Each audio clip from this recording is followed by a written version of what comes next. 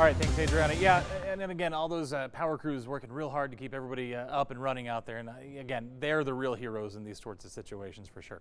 In terms of what we got going on right now, you see all these purple areas. That is that sleet that we've been talking about. Anything you see in pink, that's going to be the freezing rain. So we do have a mixture of precipitation types across the area. And again, I want to reiterate this again. The weather, I feel like, lured a lot of us into a false sense of security. I've seen the messages online talking about how it's over. It's not over. We just got a really extended break there for about 5 or 6 hours. Now we are starting to see some of those sleet bands move across the I-35 corridor right now. Again, just a thin band, so not everybody is seeing this right now.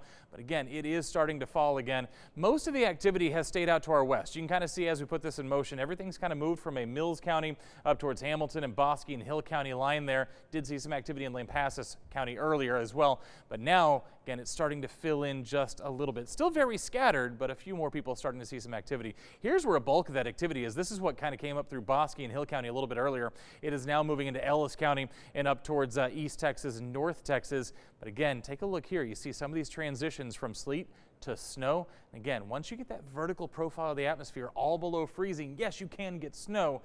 It's just not going to be a lot of it this time around. For this, it's going to be mostly an ice event. You can see some of that freezing rain has now moved across the Trinity River towards Palestine there. And again, take a look down in the Brazos Valley, still seeing some areas of liquid rainfall because it's still about 34, 35 degrees across most of the Brazos Valley. And again, we talked about it. Right now, everything's kind of scattered across central Texas, but look what's heading our way. A swath of sleet, snow, freezing rain down across the Mexico border there. All that is moving off to the east, and as it does so, will impact central Texas here through the rest of the night. So it is far from over at this point in terms of what we've seen and what we still have yet to see across the area. In terms of what we do expect, again, we're going to see everything continue to move across as we head through tonight. A bulk of that activity moving between about 9, 10, 11, midnight tonight, and then it kind of moves off to the east and things start to clear out a little bit as we get closer and closer to daybreak. Do want to point out we've already seen just a few flurries, could see just a few more flurries on the back end of the system as everything starts to move out of the area. So that's kind of what we expect for the rest of the night. What do things look like right now? Why are we seeing that mixture of different precipitation styles? Well, it's because if you look at College Station right now, still at 34, Hearn at 32, still right at or a little above freezing. That's why you're seeing liquid rainfall in those areas. The rest of us, though, kind of in that sleet mode at this point. Not a whole lot of freezing rain falling across central Texas. That's good news. Still bad that there's ice falling from the sky, but at the end of the day, I think we'd take the sleet over the freezing rain for sure. Fewer infrastructure concerns there. In terms of our weather impact alert, it goes through Tuesday morning. And I know what you're thinking. I just said the freezing rain is going to be done by the time we get to Sunday morning. Why Tuesday?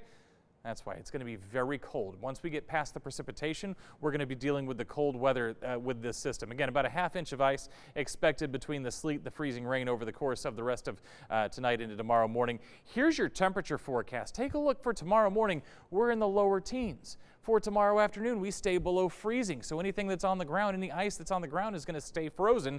And then we're back into the teens Monday morning. So we're continuing to see those below freezing temperatures. And I think most of us are going to be right around that freezing mark Monday afternoon and then back into the teens again by Tuesday morning. Because of that, we don't climb above freezing until the time we get to Tuesday afternoon, because that roads can continue to be a problem through the weekend and into the beginning of next week. That's why we have that weather impact alert all the way through Tuesday morning. Again, teens as you wake up the next few mornings. Again, back above freezing by Tuesday afternoon. Do want to point out, when you start seeing numbers like 17, 12, 11 in the mornings, if you have to go outside, bundle up. Gloves, hats, scarves, exposed skin, not a good idea. This is hypothermic territory, so keep that in mind. And then we start to clear out by the middle of the week. And remember, we've been on 6 Plus all day. We'll continue to be on 6 Plus throughout the night and tomorrow as well. All you got to do is download it to stay up to date.